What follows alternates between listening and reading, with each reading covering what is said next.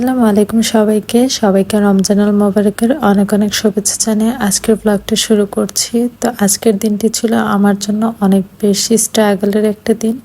একদম সকাল থেকেই মানে সেহরির পর থেকে আর কোনো ঘুমানোর সুযোগ পাইনি, একদম সকাল থেকে দৌড়াদৌড়ির উপরেই ছিলাম। তো যাই হোক, সবকিছু মিলে খুব একটা খারাপও কাটেনি, আলহামদুলিল্লাহ বেশ ভালো কেটেছে। তো একদম আমি আমার সেহরিটা শেষ করে পরীক্ষার প্রিপারেশন নিয়েছিলাম, যেহেতু সকাল সকাল আমার পরীক্ষাটা ছিল, তো সে কারণে আর ঘুমানোর সুযোগ পাইনি।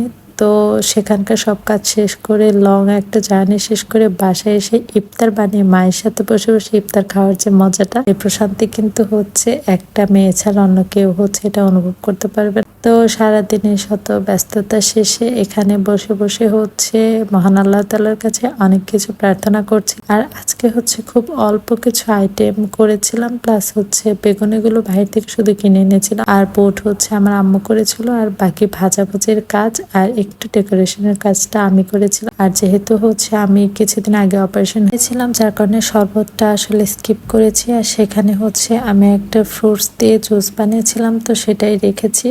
আর এই তো জার্নি করতে করতে আসছিলাম আর একটু একটু ক্লিপস নিয়েছিলাম, এত পরিমাণে ক্লান্ত ছিলাম।